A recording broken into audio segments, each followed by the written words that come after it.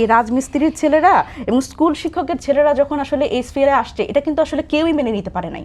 না রাজনৈতিক দল, না সুশীল সমাজ, আপনারা যাদের ডিপ স্টেট বলেন তারাও কেউ মেনে নিতে পারে না। এই জন্যই এই জমিদারদের পুত্ররা তারা বলে যে আগে ভাত খাইতো ক্যান্টিনে, এখন হাঁস খায় ওয়েস্টিনে। তার মানে ওয়েস্টিনে আসলে তারা ছাড়া কেউ ঢুকতে পারবে না, বুঝছেন? একজন স্ট্যান্ডিং অ্যাডভাইজার তার ওয়েস্টিনে সে ঢুকতে পারবে না, সে খাইতে পারবে না, কারণ জমিদার পুত্ররা এবং এই মাফিয়া গোষ্ঠী তারাই রাজনীতি করবে, তারাই ওয়েস্টিনে খাবে, বাংলাদেশের যে কন্ট্রোলটা তাদের হাতে থাকবে। সুতরাং এই সাবঅল্টার্নদের যারা আসলে প্রতিনিধিত্ব করে তাদের জন্য বাংলাদেশের রাজনীতি এখনো আসলে সেই পরিস্থিতি হয় নাই। এবং আমরা যারা রাজনীতি করতে আসছি আমাদেরও কিন্তু আসলে পদে পদে ধরেন একটা কিছু বিএনপি নিয়ে আপনি হাজারটা কথা শুনবেন, আপনি কি মানে এই শুনবেন যে এইটা আসলে সবাইকে আপনারা দেখাতে পারবেন না, কারণ আপনাদের মিডিয়াগুলোও দখল করা হয়ে গেছে, সময় টেলিভিশনও তো দখল হয়ে গেছে। সুতরাং আপনারা নিজেরাও জানেন যে বাংলাদেশের মিডিয়া এটা এখন কি এই সময় টেলিভিশনে বসে সময় টেলিভিশন কারা দখল করছে এটা বলতে পারবো?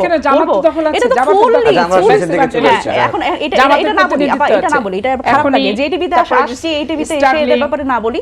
তো এই জায়গাতে এখন বিষয়টা হচ্ছে বাংলাদেশের যতগুলো আসলে বিএনপি আসার মানে আমি যদি বলি একেবারে 5 আগস্ট পরবর্তী সময় অঘোষিতভাবে বাংলাদেশের সবকিছু যে একটা হচ্ছে আওয়ামী লীগের হাতে ছিল, এখন সেটা হচ্ছে আরেকটা মাফিয়া দল, সেটা হচ্ছে বিএনপির হাতে চলে গেছে। সুতরাং এখানে সাবঅল্টার্নদের প্রতিনিধিত্ব যারা করে তাদের আসলে রাজনীতি এস্টাবলিশ করতে আরো সময় লাগবে এবং সেই সুযোগটা করে দিতে হবে।